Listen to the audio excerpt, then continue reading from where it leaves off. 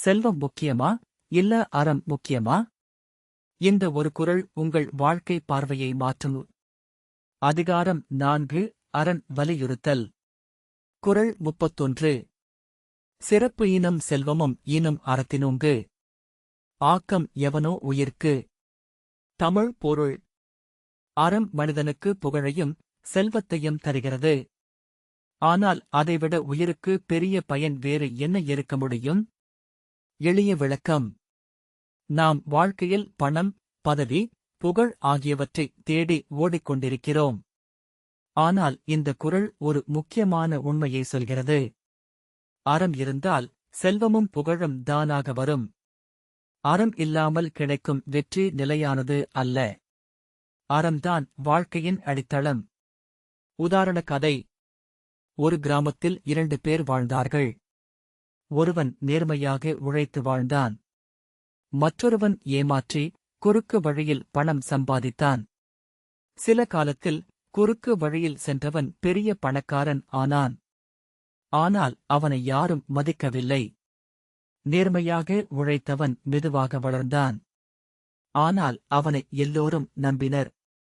ஒரு நாள் அந்த பணக்காரன் பிரச்சனையில் சிக்கினான். அவனை யாரும் காப்பாற்ற வரவில்லை. ஆனால் நேர்மையானவன் பிரச்சனையில் சிக்கியபோது முழு கிராமமும் அவனுக்கு உதவியது. இந்தக் கதையின் பொருள். செல்வம் இருந்தாலே வாழ்க்கை உயர்வு கிடையாது.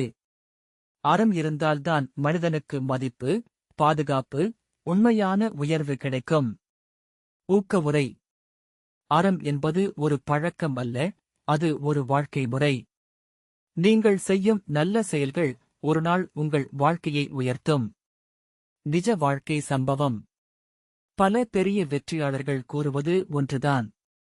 நேர்மை இல்லாமல் வரும் வெற்றி நீடிக்காது. நேர்மையாக உழைத்தவர்கள்தான் நீண்ட காலம் மதிப்புடன் வாழ்கிறார்கள். நகைச்சுவை உதாரண கதை. ஒரு மனிதன் லாட்டரியில் வெற்றி பெற்று ஒரே நாளில் பணக்காரன் ஆனான். அவன் நண்பன் கேட்டான், எப்படி இவ்வளவு சீக்கிரம் வளர்ந்தாய்? அவன் சொன்னான், அதிர்ஷ்டம்தான். சில நாட்களில் அவன் பணம் எல்லாம் போய்விட்டது. அப்போ நண்பன் சொன்னான், அதிர்ஷ்டம் வந்தது போய்விடும், அறம் இருந்தால் அது நிலைக்கும். கதையின் சின்ன பொருள். அதிர்ஷ்டம் தற்காலிகம். அறம் நிலையானது. மீண்டும் குறள். சிறப்பு ஈனம் செல்வமும் ஈனம் அறத்தினூங்கு. ஆக்கம் எவனோ உயிர்க்கு. தமிழ் பொருள். அறம் மனிதனுக்கு புகழையும் செல்வத்தையும் தரும், அதைவிட பெரிய பயன் உயிருக்கு இல்லை. அடுத்த குறளில் சந்திப்போம். நன்றி.